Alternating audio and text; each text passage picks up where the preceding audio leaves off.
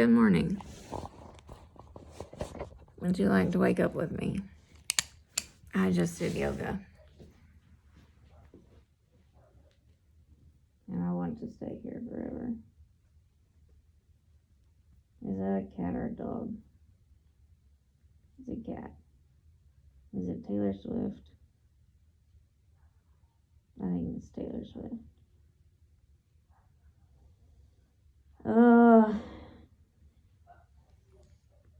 Oh, it's Annabelle. Hello, Annabelle.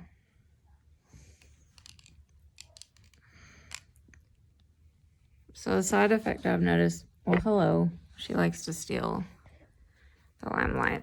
I look gorgeous, and I'm in the same shirt that I filmed in last night. Oh, gosh. Side effect I've noticed since having COVID and post-COVID is extreme insomnia. I don't know if anybody else has noticed that. If you have, leave me a comment and let me know. And if you found a solution, please leave me a comment and let me know. I already had insomnia before COVID. That was the last thing I needed post-COVID, and then with chronic fatigue syndrome. I take a ton of medication for said insomnia. This is not going to sit down either way. And it seems like the past few nights, nothing is putting me to sleep, which is extremely frustrating. I do also have 2 screaming pets. One cat here in particular who was, whoa, what happened there? One screaming pet who in particular was very vocal last night. Another weird thing that's happened to me, whoa. I'm just a mess all the time. I don't know if anyone else can relate to that or not, but I'm just a mess all the time. I'm a 40-year-old single mess. And I'm fine with that, actually. I don't know if anyone else can relate after having COVID that I never lost my taste or smell per se. Things just tasted differently. And I also ate stuff that I've never eaten before. Like, I hate Pop-Tarts, for example. Don't know why. Don't know the bias towards Pop-Tarts. I haven't had breakfast yet, sorry.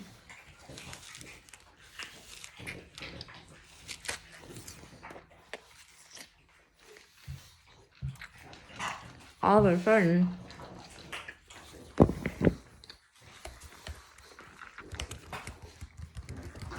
Pop-Tarts were the greatest thing on earth. That's so strange to me that something that I hated, and I do mean hated, I detested those things, became something that I looked forward to eating. I always ate Greek yogurt prior because as I was a big fitness person, that was one of the ways I could get protein. I'm not a meat eater per se. I'm not necessarily vegan or anything. I don't like to eat a lot. I know that sounds weird. I just don't. No, I don't want you, new tab. So getting protein is difficult. I rely on protein shakes and Greek yogurt, all of which during COVID and even post-COVID taste horrible to me. Horrible. Wish my cat would let me have my bar stool, but she was screaming in pain last night, so I'm just gonna give it to her. So it's been a struggle to find things to taste that taste good. It really has.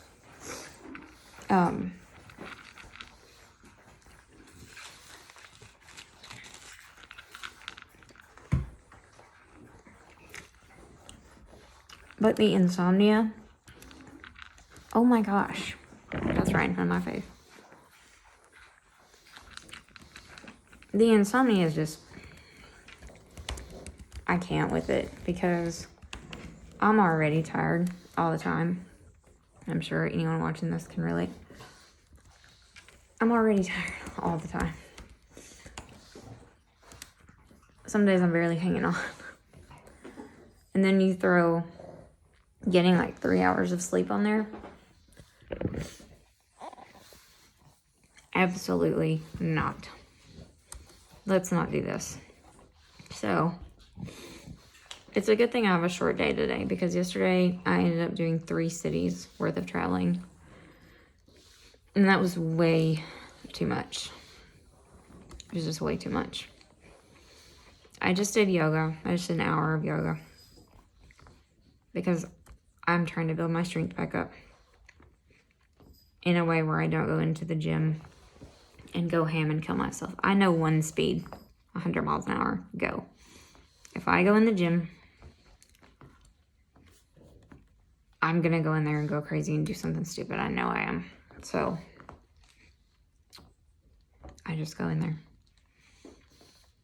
My living room. Turn on YouTube. Find one of the 5,000 workout videos that's on there. Very slowly do yoga. I'm also doing it in the morning, because I know if I say, oh, I'll work out tonight, I absolutely won't. So I have found that if I get up and do 30 minutes, 45, whatever I'm feeling, it works out better that way. So I just plan to do it if I can. If I don't have the energy, if my body's sending me signals saying, no, I'm not pushing myself. This is a learning process. You know, one of the doctors in the emergency room, the 3 times I went in the past 2 weeks, who's one of my friends, told me, he said, you know, Lisa, the sad thing is,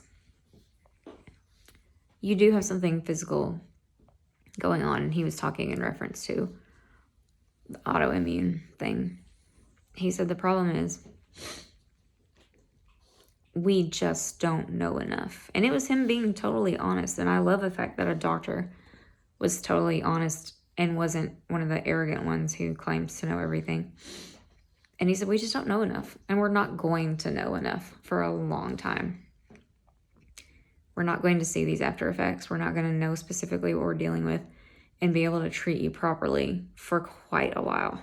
And it's comforting for someone to say that, but at the same time, it's sad, because we're out here, thousands of us walking around with all these random sets of symptoms, like hair falling out, allergic reaction to hair dye when we've been dyeing our hair since we were 15, you know, weird things. And nobody can give us any answers to anything.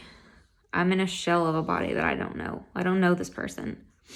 7 o'clock in the morning, I would have already been on my way to work. I would have already gotten ready, had makeup on, had pets tended to, probably been driving somewhere. And now it's my fault that I had the yoga in, but still, I would not be looking like this, barely able to move, even if I had not gotten any sleep. I'm used to that.